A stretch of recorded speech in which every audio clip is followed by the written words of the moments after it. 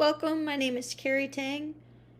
Today we'll be discussing the concept of Western civilization and whether it's relevant for today. So first, to debate whether it's relevant or not, it's important to understand what Western civilization is. Defining it is definitely a challenge. I agree with Birkin that there really isn't a good definition out there. Birkin had pointed out that others tried, and they mentioned that it starts with the Mediterranean and focuses on the Greeks and the Roman Empire. And then he pointed out that others will state that it starts in Europe and spread through colonization. However, the one that I liked, I found from Western Civilization, and it said, Western civilization refers to the art, literature, culture, and enduring ideas that emerged from the Eastern Mediterranean basin in the centuries before the Common Era, that developed in the myriad forms through the Middle Ages, and that ultimately took modern shape after the Renaissance.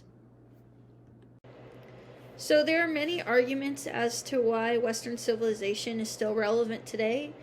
For example, Taylor argues that it's extremely relevant today because it's spread like crazy for the past 200 years, and it's led to a lot of environmental problems.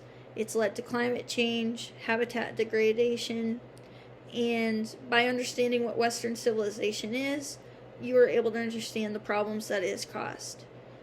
Also, Hannan points out that Churchill explained the importance of Western civilization, that it creates a shared interest and there's a shared identity, which many authors will argue that this shared interest and shared identity leads to problems such as racism, but other authors point out that it leads to unity and peace. And then there's some authors that hate the idea of Western civilization and see it as bad, such as Kelley. So again, the positives of Western civilization are the shared unity to create peace, the shared unity to create civilizations and a life and culture and lifestyles. The negative is that when you focus on Western civilization, you're not getting the whole picture as to what was going on during the time periods that's being looked at. There's not an attempt to see all the influences of the time, of the era, such as what was going on besides the Greeks, what was going on besides the Romans. Authors like Kelley argue there's a lack of objectivity, and authors like Kelley point out that one way to learn about Western civilization is to critique it, and one way to do that is, she recommends, is through Black studies. So in my opinion, I believe after doing the research that it's important to learn about Western civilization for many reasons, such as, for one, the impact it's had on the globe.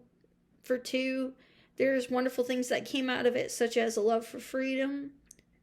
And then there's the sad side, the negative side, that, as Kelley points out, there's a lot of negatives that have stemmed from it, such as racism, colonialism.